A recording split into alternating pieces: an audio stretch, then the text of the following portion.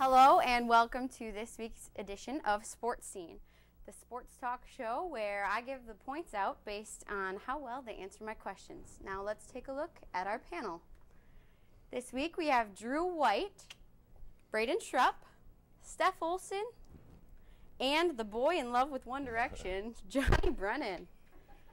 All right, first we're going to start off with the Humber Perfect Game. On Saturday, Philip Humber tossed baseball's 21st perfect game in a 4-0 White Sox win over the Mariners.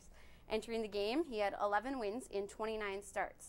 Now, were you guys surprised by this game at all? And what are your thoughts about Humber becoming overrated after this? We'll start with Drew.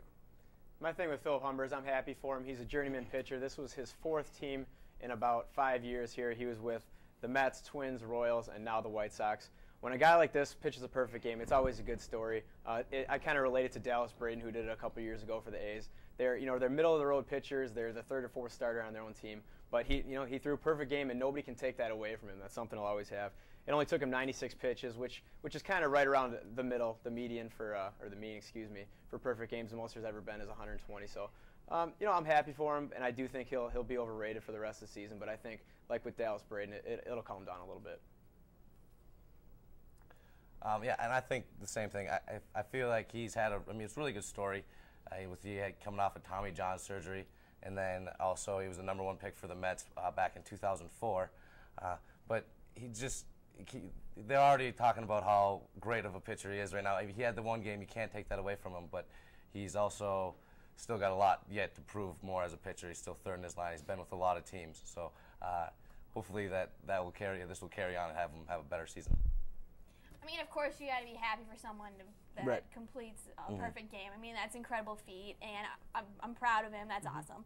But what do you guys think about the last pitch that was thrown? I mean, they said it was a check swing by Ryan, but I didn't think he swung at all, and he was upset. I could tell he was upset, even though afterwards he was like, congratulations to Hummer. That was really awesome, what he did. But, I mean, it could have not been a perfect game for that last pitch. Very true. I also think with perfect games like that, it's an entire team effort. Exactly. Humber did pitch a great game, obviously, but he also had an amazing defense backing him up. I mean, Alex Rios made some great plays. Brett Lillibridge made some great plays. And even Humber said it wouldn't have happened if it wasn't for the great pitch selection by A.J. Przinsky, his catcher. So it's a great job for Humber, but it was also just a great overall team. Yeah. You mentioned Przinsky there. There's one guy that was happier than maybe Humber himself because Przinsky's teammate Mark Burley pitched a perfect game in 2010, and Przinsky was not catching that day. Actually, he was sitting out his one day off, so that had to kill him. But like what you said, Steph, there's always a play in every perfect game. I think that we point at the one that I just mentioned, Burley, Wise's catch, which would have been a home run at the wall. There's always that one play. Looking at the replays, that's a 50-50 strike. Some umpires are going to give it to you, some are not with that check swing.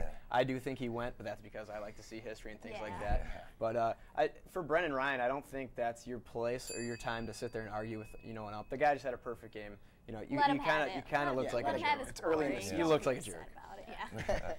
All right, those were all very good points, but however, only one of you are going to be able to get my points this game, so I'm going to give them to Johnny. 5 points for this round for every topic we have in this round. I really liked the whole team effort. And now we'll move on to our next topic, which is the World Peace Elbow. Now, Kobe Bryant scored 26 points and led the Lakers back from an 18-point deficit to beat the Thunder 114-106 in double overtime.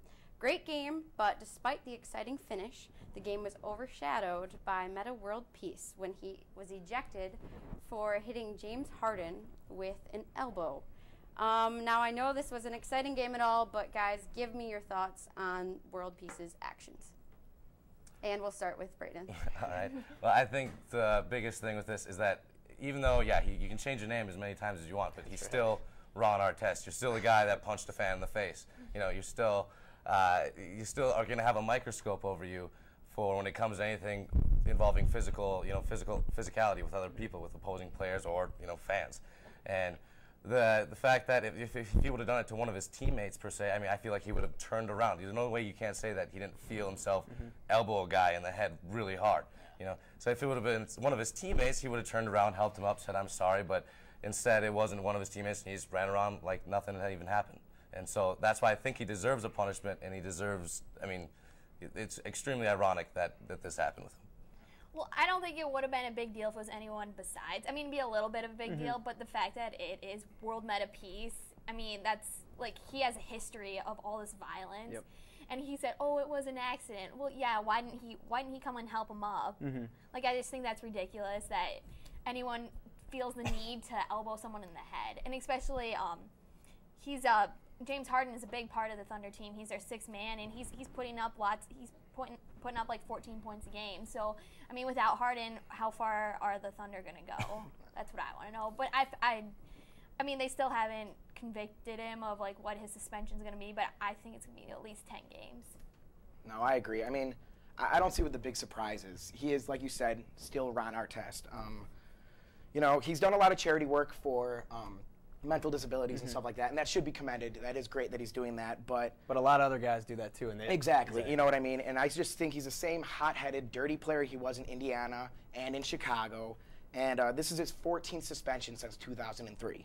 So I hope the league punishes him big time. You know, I'm just not a fan of that stuff at all. They will, like we've all said here, Ron Artest, your reputation at this point hurts you. Yeah. This is a guy that was drinking at halftime when he was a Bull. Like Braden said, he went into the stands, had all those things like that. Do I think he meant to do it on purpose? No, but I do think he kind of meant to get him out of his way. I don't think he meant to hit him in the head, but you did. You got to serve your punishment.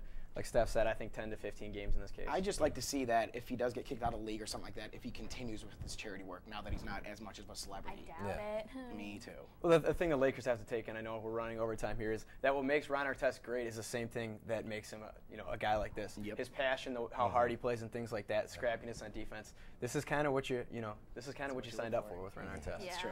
All right. That round, I'm going to give the points to Drew for pulling it out, even though he didn't have a lot of time. I always go overtime. It's all right. So it's all right. It's all right. Now we're going to move on to, however, the Dwight Howard saga.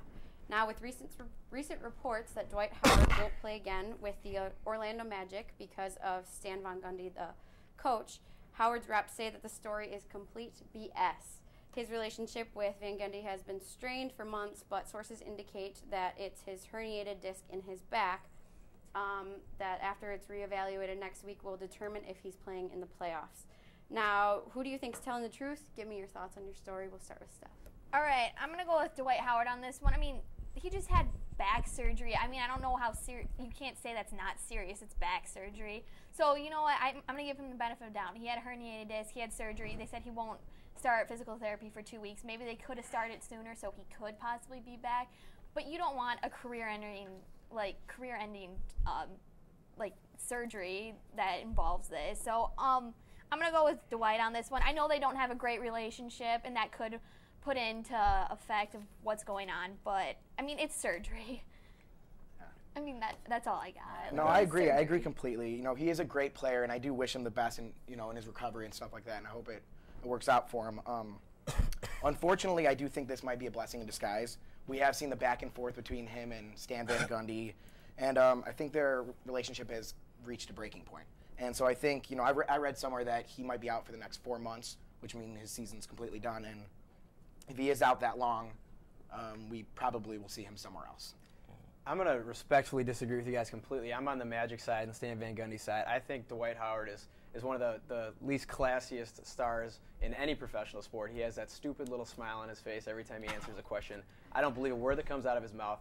And with a ruptured disc, I know he is having surgery, but this is something that wouldn't have gotten any worse throughout the season, throughout the playoffs here. They're ranked the 5th in the East right now, so they could have a deep playoff run. The odds of that, not likely. But the thing about this I don't like, you have a bad back, and then the first thing he does is he hops on a plane to L.A. That's about as far as you can go in the U.S. from Orlando to L.A. on a plane. My back hurts sitting